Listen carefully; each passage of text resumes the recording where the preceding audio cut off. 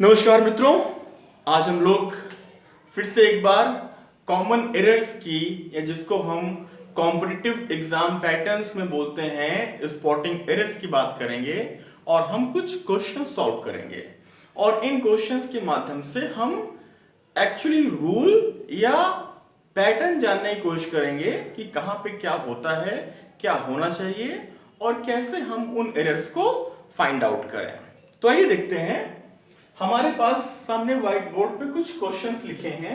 In fact ये simple से sentences हैं और आप जानते हैं कि कॉम्पिटिटिव एग्जाम्स में एक सेंटेंस दिया होता है दैट गेट्स डिवाइडेड इनटू 3 और 4 पार्ट्स। उसको A B C D कर देते हैं, 1 2 3 4 कर देते हैं और आपसे पूछते हैं that which part contains an error. लेकिन उस पार्ट को फाइंड आउट करने के लिए आपको कॉन्सेप्ट पता होना चाहिए, ग्रामेटिकल कॉन्सेप्ट। हमने यहां पे सेंटेंस को ब्रेक नहीं किया हुआ है, हम करेंगे लेकिन तब जब हम पहले कॉन्सेप्ट को समझ लेंगे तब। अभी ये आपकी अंडरस्टैंडिंग के लिए है। आइए देखते हैं, हमारा जो पहला सेंटेंस है वो ये है, it was an apple that falls on his head.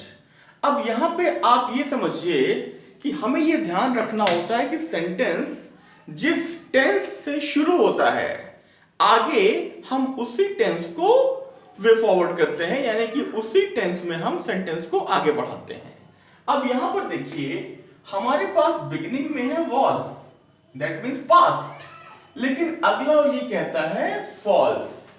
False ये प्रेजेंट टेंस है। So it was an apple that falls on his head is incorrect. It should have been it was an apple that fell on his head। शायद यहां पे Newton की बात हो रही है, जिन्होंने स्कूल बंक किया, अपनी क्लास बंक की, एक बगीचे में गए, उनके सर पे एप्पल गिरा और फिजिक्स में एक टॉपिक बढ़ गया। चलिए आगे बढ़ते हैं। Trees shed its leaves in autumn, और इसी के साथ हम ये भी कर लेते हैं, the girls are playing with its dolls. अब यहां पे देखिए, हम ही के लिए हिज यूज करते हैं, शी के लिए हर यूज करते हैं, ठीक है। और यहां पे ट्रीज है और यहां पे गर्ल्स है, दोनों प्लूरल है, लेकिन यहां पे हमने इट्स यूज कर रखा है उसके पॉजेसिव प्रोनाउन को शो करने के लिए, ठीक है। ये इनकरेक्ट है। ट्रीज शेड इट्स नहीं होगा, यहां पे दियर होगा, THEIR ना कि THERE। Trees shed their leaves in autumn. The girls are playing with not its dolls but their dolls। ठीक है। वैसे भी इट्स का यूज हम वहां करते हैं जहां पे सब्जेक्ट का जेंडर क्लियर नहीं होता है, ठीक है। यहां पे हम इसको सब्जेक्ट का जेंडर क्लियर ना हो और वो सिंगुलर हो, ठीक है, तब यूज करते हैं हम।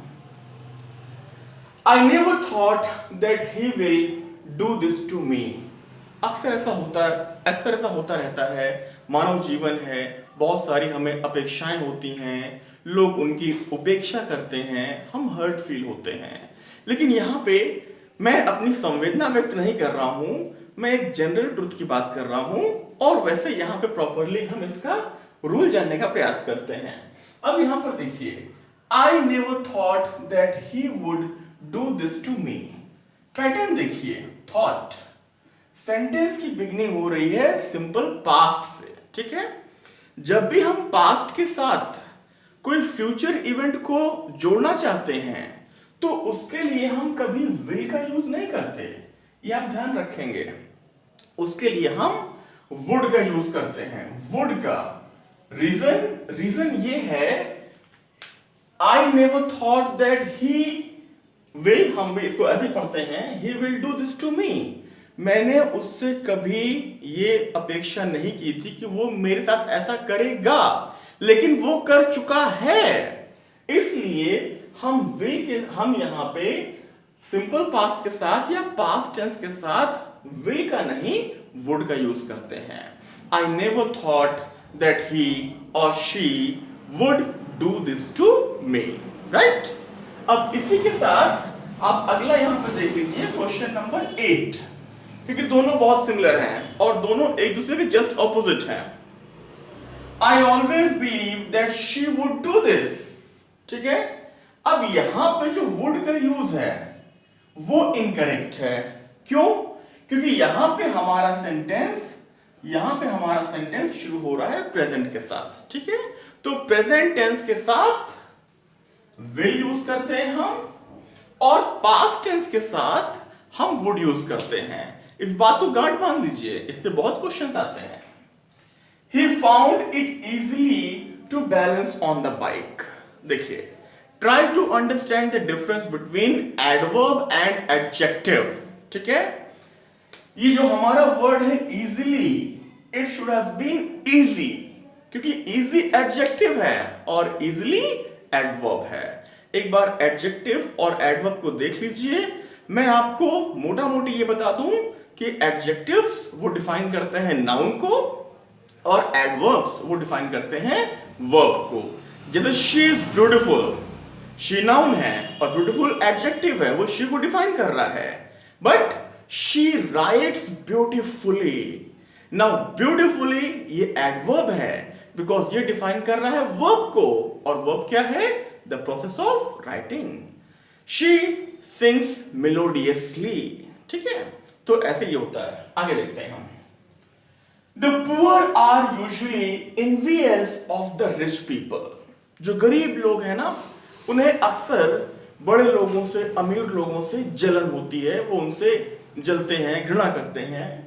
यहां पे आप ये देखिए कि जब भी हम नाउन के साथ द लगा देते हैं, पुअर, द पुअर, तो वो एक क्लास को शो करता है, यानी कि the poor it represents the class of poor people, right?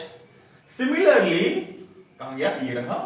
जब हम rich के साथ द लगा देते हैं, आर्टिकल लगा देते हैं, डेफिनेट आर्टिकल लगा देते हैं, the rich, it shows the class of rich people. तो जब the rich अपने आप ही rich class को शो कर रहा है, अमीर लोगों को शो कर रहा है, रिप्रेजेंट कर रहा है, तो use of people is incorrect. The poor are usually envious of the rich. Sentence अपने आप में कंप्लीट है, मीनिंगफुल है। यहां पे people जो था उसकी हमें आवश्यकता नहीं थी, उसको हमने हटा दिया।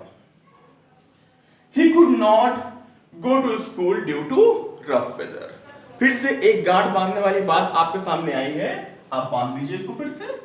could, would, should, ये जो भी पास्ट टेंस या मॉडल वर्ब्स हैं, might, इनके साथ हम कभी भी he could not go to school due to rough weather। देखिए एक गलती हो गई है, और गलती ये है कि ये सेंटेंस अपने आप मैंने सही लिख दिया है। यहां पर मैं लिखना चाह रहा था went, लेकिन यहां पे अगर ये went होता तो इसको हम हटा के go कर देते, लेकिन इसको मैंने पहले ही सही कर दिया, तो इसलिए इस पे बहुत बात नहीं करते हैं। बट आप रूल समझ लीजिए कि should, would, could, इन सब के साथ हम वर्ब का फर्स्ट फॉर्म यूज करते हैं, सेकेंड फॉर्म कभी नहीं आएगा। ठीक है, थर्ड फॉर्म आएगा, लेकिन तब जब should, would के साथ have लगा होगा। would have done, should have done, right? आगे बढ़ते हैं। The Republic Day actually, ठीक है, The Republic Day fell on January 26th every year. अब यहां पर देखिए एवरी ईयर लिखा हुआ है, और हम सभी जानते हैं कि रिपब्लिक डे हर साल होता है। ठीक, तो अगर ये हर साल होता है तो इसको हम पास्ट में क्यों लिख रहे हैं? Why it is fell? It should be false. The Republic Day falls on January 26th every year. In winter, the days are warm than nights. Warm, days, nights, comparison कर रहे हैं हम, और जब भी हम कंपैरिजन करते हैं, कंपैरिजन के लिए which degree of adjective is used? For comparison, it's always comparative degree. Warm positive degree है, warm, warmer, warmest, तो यहां पे हम सेकेंड डिग्री यानी कि कंपैरेटिव डिग्री यूज करेंगे, क्योंकि कंपैरिजन के लिए हम हमेशा वही यूज करते हैं। ठीक है, so days are warmer than nights. Use of warm is incorrect, use of warmer is correct. ठीक है, मैं आशा करता हूं कि आप लोगों ने इससे काफी कुछ सीखा होगा, या थोड़ा बहुत भी सीखा होगा तब भी पर्याप्त है, क्योंकि सीखने और सिखाने की प्रक्रिया चलती रहनी चाहिए, निरंतर अभ्यास होना चाहिए। बहुत बहुत धन्यवाद, हम बहुत जल्दी मिलेंगे।